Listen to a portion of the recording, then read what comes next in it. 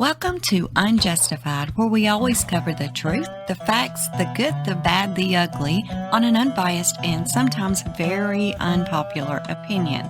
If you're not already a subscriber, go ahead and subscribe now and hit the notification bell, and that way you will receive all of our upcoming videos. Thank you so much for being here, and we do hope you enjoy today's video. On Wednesday, May the 10th, Peru's government issued an executive order allowing the extradition to the United States of the prime suspect in the unsolved 2005 disappearance of Natalee Holloway. His extradition stems from an accusation that he tried to extort money from the Holloway family after her disappearance. Natalee Holloway was from Mountain Brook, Alabama.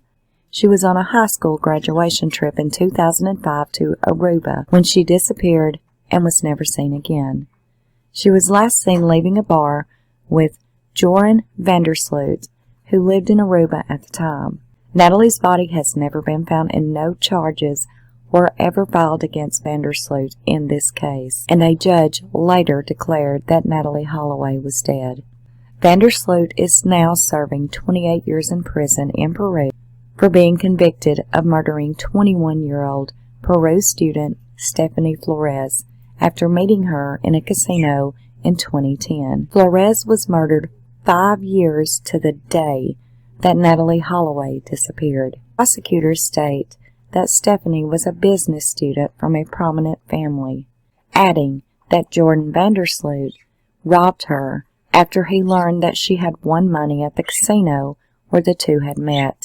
He then killed her with ferocity and cruelty, brutally beating, then strangling her in his hotel room. Van Der Sloot pleaded guilty in January of 2012 to the murder charge of Stephanie Flores. His extradition to the U.S. is because of his alleged attempt to profit from his connection to the Holloway case.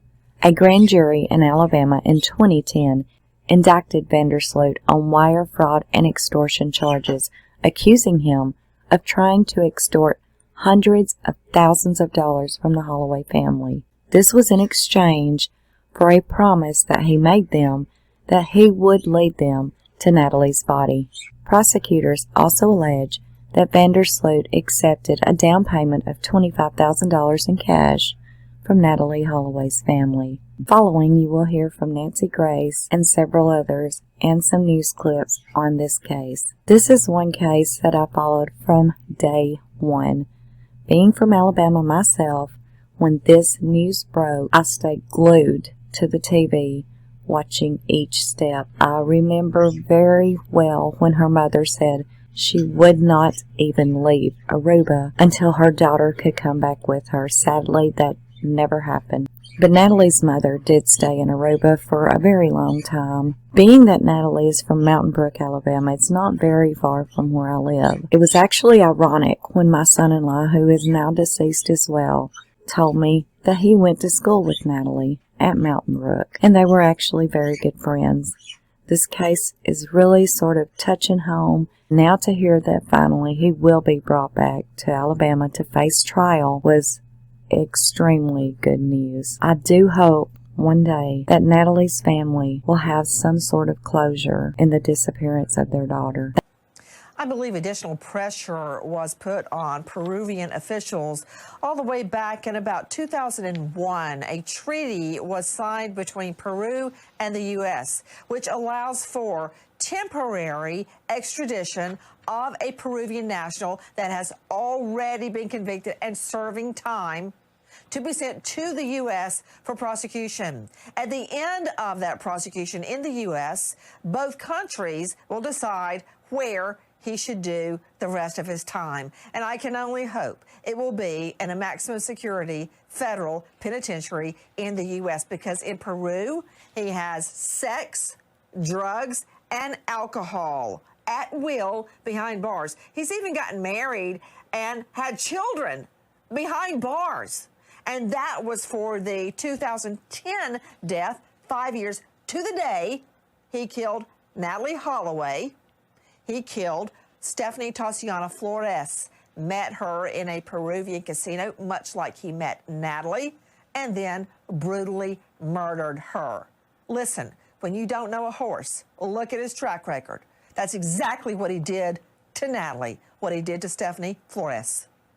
Gorgeous, all A's, wanting to go to medical school, goes on her high school senior trip, and she is abducted and murdered by some judge's son, and then you have the whole island covering up for him.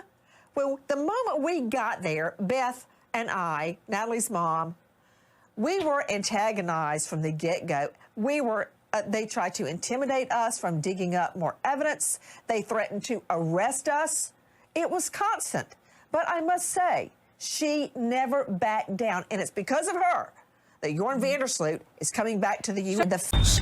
Breaking news tonight in the case of Natalee Holloway. Nearly 18 years after her disappearance, the man accused of killing her is coming to the United States to face charges.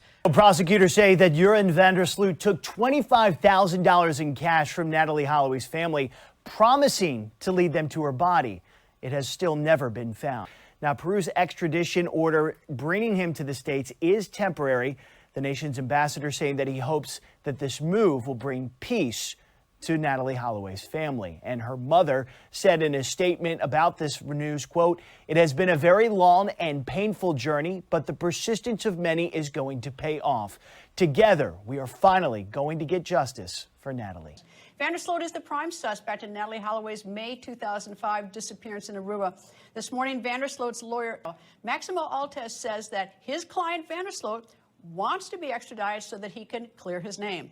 The lawyer said, quote, "Joran wants to go to the U.S. to prove he did not ask Ms. Holloway for money. He realized he can be absolved of the charges." The attorney also said a year ago, Van Der Sloot asked his wife, who he met while in prison and married in 2014, in prison and had a child, he asked her for a divorce.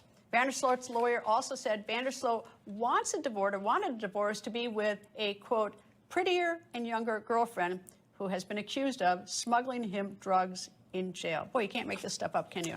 Yeah, I mean, psychopathy is real, and there's at least one individual in a Peruvian prison right now who suffers from it. You know, he better take a big whiff, because when he sets foot on Alabama red mud, he is going to get all the justice that he has coming his way, that the entire justice system can offer. And then he's going to be found guilty of 2 felonies and be sentenced for it. That's my prediction. And Joran Van Der Sloot, I'm talking to you. So it is, you know, a lot of this is just show it's sociopathy or psychopathy. This is an individual who does not care what crimes he's committed. You know that. You've investigated this for 18 years. Beth Holloway knows it.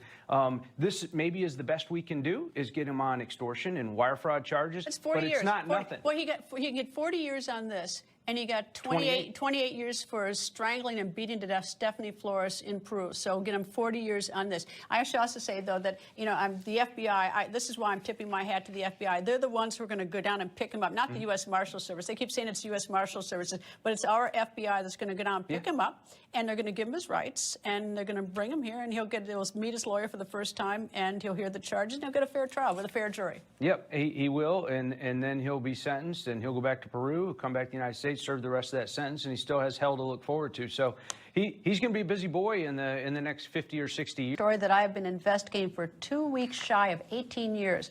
Peru is extraditing Joran Van Der Sloot to the United States to face a federal indictment for a 2010 wire fraud and for extortion of Natalee Holloway's mother, Beth Holloway. If convicted of these 2 felonies, and if given the maximum sentence by a U.S. federal judge, Van Der Sloot will serve 40 years in a U.S. prison.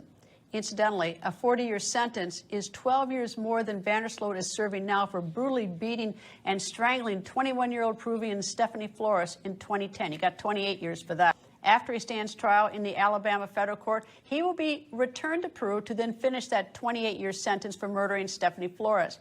At the conclusion of serving his term in Peru, and if convicted in Alabama federal court before that, Van Der Sloot will then be returned back to Alabama to begin serving his sentence for wire fraud and extortion here in the United States.